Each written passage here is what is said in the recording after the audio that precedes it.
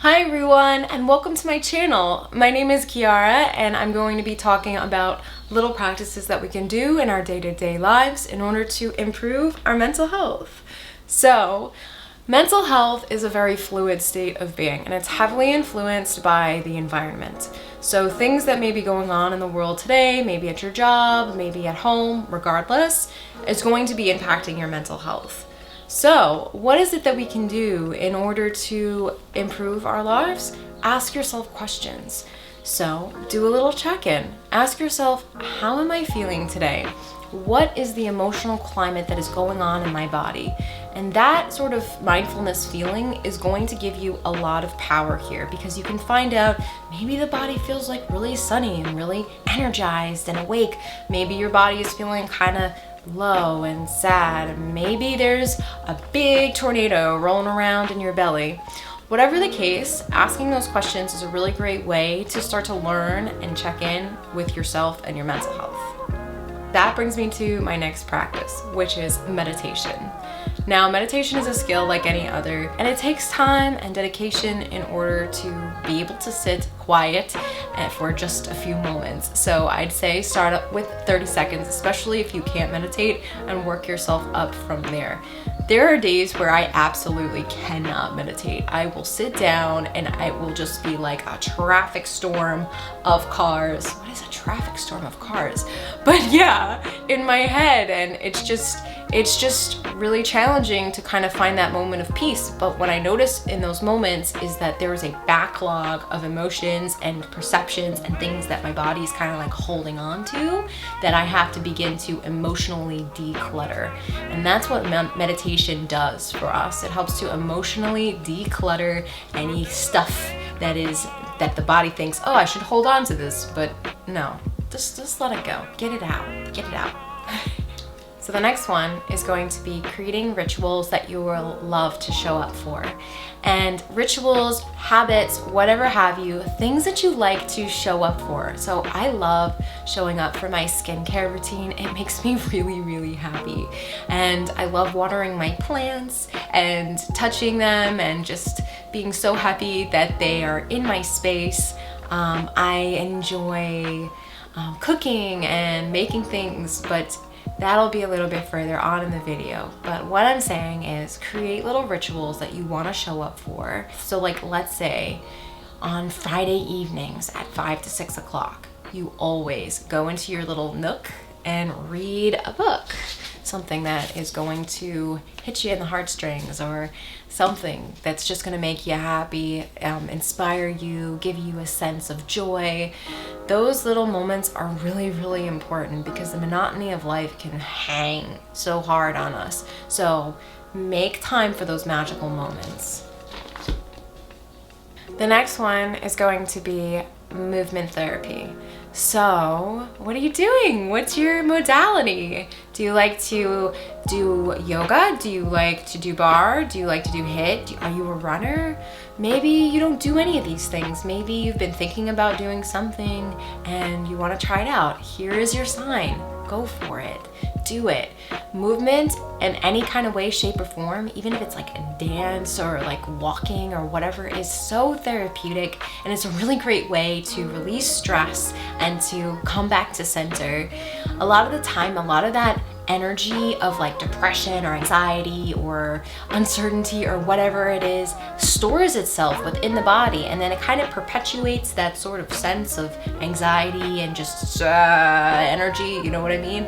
So being that person to say, I'm going to take my power back and I'm gonna get out there and I'm gonna take a walk around the block real quick, or I'm gonna throw on a quick YouTube video, or get some kind of subscription service that's gonna pump me up and get me ready to like begin.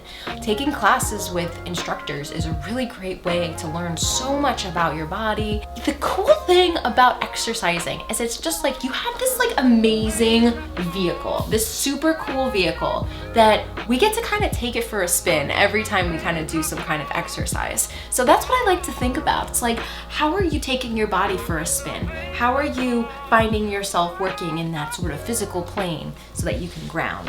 Anyway, so Exercise, really important, really great way to come back to center, especially with your mental health. So the next one is nourishment. Food is medicine, food is nourishment. And when we find a better relationship with food, we're able to kind of see what jives with our digestive system and what doesn't. Food is highly connected to our mind because your gut makes a lot of the serotonin in your body, which helps to keep you happy, and it helps to keep you motivated, and it helps to keep you like in it. So taking care of your gut is going to be so important to providing a sense of wellness to your state of mind. That being said, that doesn't mean go out there and just eat salads. It means find some delicious options that jive with you. You want to find foods that really make your body happy, and doing some intuitive eating or mindful eating will help you to start to understand what your body likes, what your body doesn't like, when your body's like, okay, that's enough, or maybe it's like, I need some more of that. It's important to drink water and to stay hydrated. It's your body weight in ounces every single day. So whatever you weigh, make that into ounces and then divide that into cups, and then you have how many cups that you need to of water you need to drink in a day. Going out in nature is going to be just such a godsend because it kind of takes you out of the human issues and it kind of brings you back to square one, and that sort of human nature, really. I love plants. I love bringing plants into my house. You can see I have a ZZ plant and a cactus, and then I have my peace lily here. I absolutely adore having plants. It makes me so happy, and they clean my air, which is lovely, and I feed them, I give them nutrients, I make sure that they're having enough light, and it's just a really great symbiotic exchange that we have together. So beyond the house plants, going out into nature is really important. Sitting even on your stoop for a few moments just to breathe and to take time is super important, especially during quarantine. Being in nature also has a really big sense of grounding, and it helps to really kind of take our energy out from like out here and then take it down into the body and then reconnect us with the earth. There's a really great exercise called earthing, and it just entails you taking your shoes off and then stepping on the grass or stepping in the sand or stepping in the water, just taking that moment to connect your bare feet into the ground. It's just a really great way to release. This is my journal. You can't have a mental wellness video without the mention of journaling. Journaling is it's a godsend for me because I have a lot of thoughts, and it's so good to be able to write them down, especially when you're like a very analytical person and you're just kind of thinking 24/7. It's just good to like wiggle your pencil and just write everything down. And sometimes like I don't even know what to write, and I'll just like put the pencil to the paper and I'll just be like, okay, what's going on with me? And then I'll start writing. And at the end of it, especially if I'm feeling like really upset, at the end of it, there's such a sense of clarity because it just feels like you're letting go of things that really no longer serve you. And that finality of manifesting it and putting it onto a piece of paper is creative expression. And it's just that way to transmute that feeling, even if it's just a small amount of relief that provides. It's a great way to just let it go.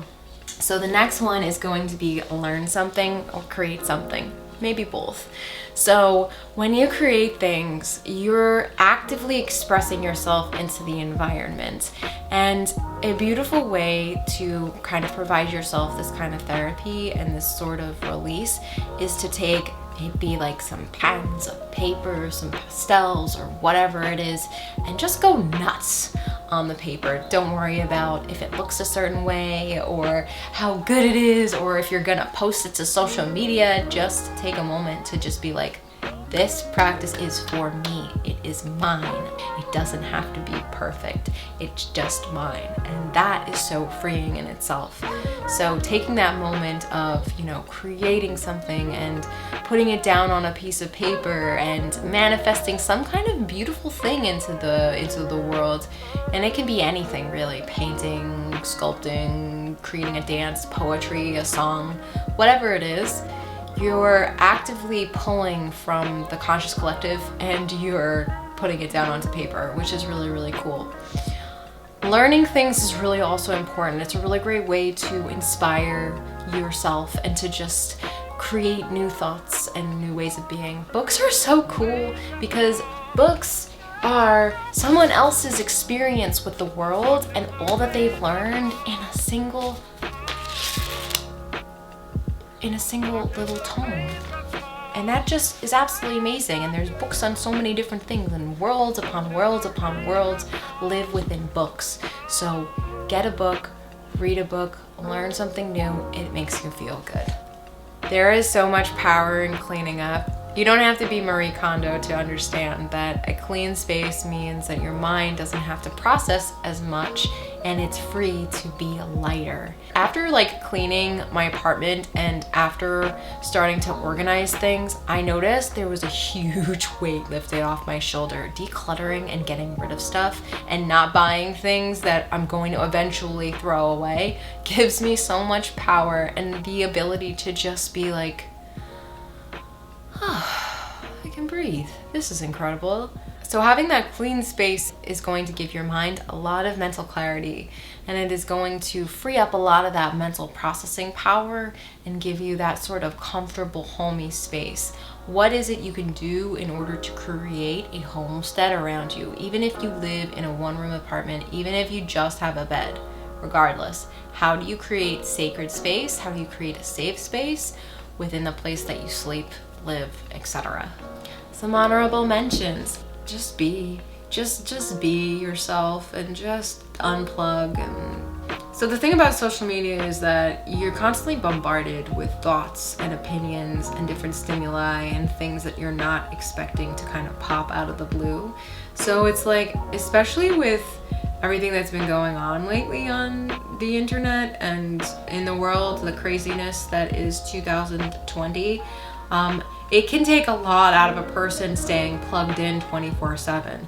So remember to take breaks and get off social media from time to time. When you are filling your well, you are able to fill the well of others. So if you don't take care of yourself, you are going to go down a downward spiral, which is not good because you're a beautiful being. Look at you. You're so cool.